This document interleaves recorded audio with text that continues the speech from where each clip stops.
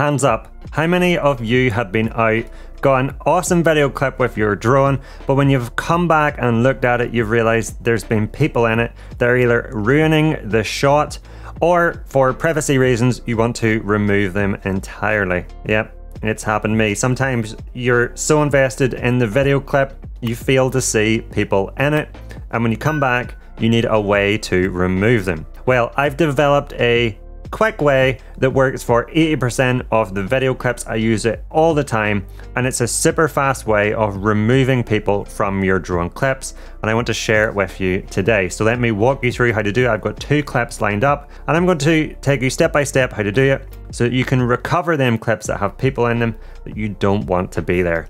Let's jump right in. So here I have 2 drone clips in Premiere Pro that I want to remove people from. Now don't worry if you don't have Premiere Pro, as long as your video editor has a timeline and layers, you'll be able to follow these same steps. Although the tools might be different, it will loosely translate into your own video editor. If you do have Premiere Pro, you can follow along step by step. Now as mentioned, this method is good enough for 80% of shots. It's one of them ones that if nobody pointed out to you the area people were and that this method was used, you would never know that there was people originally in your drone clip. So let's take a look at this first clip. It's an area called Downhill Beach, looking onto Musselton Temple in Northern Ireland. And I managed to time it just as the train was passing through underneath. But if I play this, you'll see that there were people on the beach walking. Now, this is a distraction in the shot, an otherwise perfect clip. So I want to remove them from it. Now let me show you how simple it is using this technique. Worth mentioning that this technique works best if the background is all one texture, such as the sand here.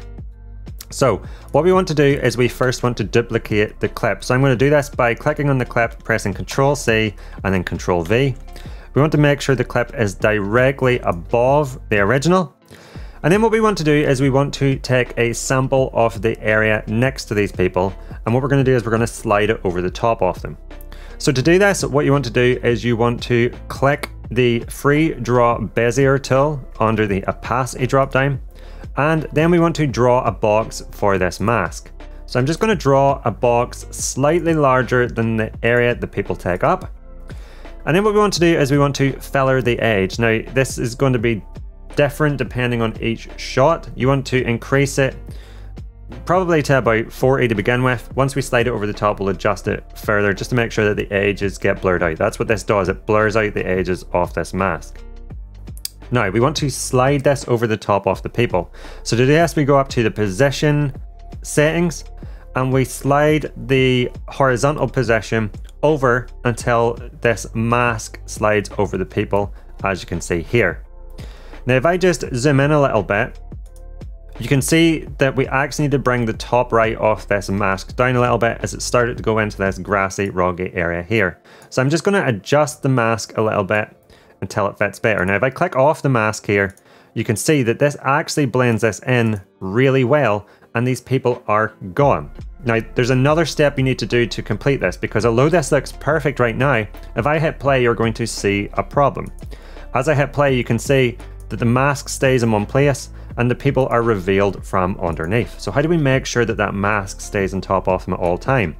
Well, we're going to use a solution called keyframing. Now what keyframing allows us to do is set a position for the mask at different points in the video, and then it will smoothly animate between them positions. So how do we do this? We want to hit this stopwatch toggle animation button next to mask path.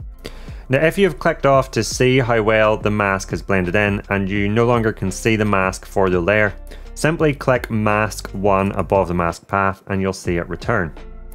Now because we've turned on toggle animation, we can slide the timeline forward slightly, and as the mask starts to rise up, simply drag it back down over the people. Now when you do this, over to the left you'll see a keyframe appear, and if I bring the timeline back you'll see that the mask now animates between them 2 points. Now all we have to do is keep going forward in the video and move this mask over the people for the entire duration. So I'll move it forward a bit more. I normally go half a second forward at a time and just continue to drag the mask down over the people. I'll do this very quickly. Just continue to keep the mask over the people themselves You can see how quick this is to do. Once you get the hang of it, it's super straightforward. As they go off the bottom, just continue to drag the mask down. And now as I scroll this forward, you can see the mask stays over the people at all time. And one of the massive benefits of keyframing is, although we only set a couple of keyframes during the clip, Premiere Pro actually animates it in between each of them and keeps the mask moving at all times. So now if I play this back, you'll see that then people are entirely removed from this clip. It is as simple as that. Now this is very powerful. Let me show you a second clip and show you the method again. This is a top-down shot over Greenan Fort in Ireland. Again, a fantastic shot, and you can see here we have a lot of people. Now I'm just going to concentrate on myself here, which is down in the bottom right, flying the drone. But the principle would work for any of the people in this clip. So how do we remove ourselves? Well, we're going to use the exact same technique. Copy the original clip by pressing Ctrl+C, then press Ctrl+V. Make sure the clip lines up perfectly over the top of it.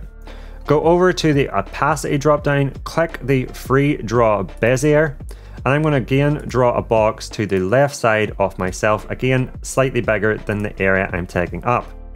We then want to drag the position horizontally so that this drags over the top of myself. And now I want to show you why you need to use the filler tool. So if I unhide the mask here, you might struggle to see that patch that I slid over the top of myself, but if you knew it was there, you can see this box is more defined. But if I start to drag this filler option, it will actually blur them edges out and make this pretty much indistinguishable. Now you don't want to drag this too much, because if you do, you'll blur the edges so much that you start to reveal the underneath.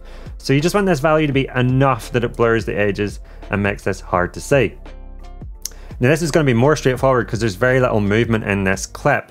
If I play it forward, you can see that you probably would get away without keyframing this at all, but we'll keyframe it for the purposes of this demonstration. So to keyframe the mask, go over to the mask, click the stopwatch toggle animation option.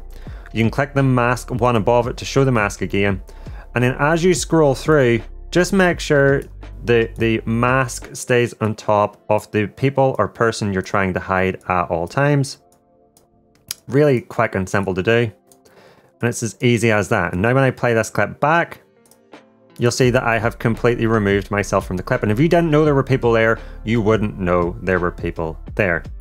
Now this technique is super powerful. You can do this for people, you can do this for objects, and once you get the hang of it, you can start to remove unwanted things from your drone clips really easily. So there you have it. That's how you can remove unwanted people or objects from your drone clips. Hopefully this technique will help you save them precious clips that you maybe thought you otherwise couldn't use. Do you have any techniques you like to use for removing people from your drone clips? I'd love to hear what they are. Why not comment them down below? Now, if you've liked this video and you've learned something new, please let me know by giving me a thumbs up and clicking that like button down below.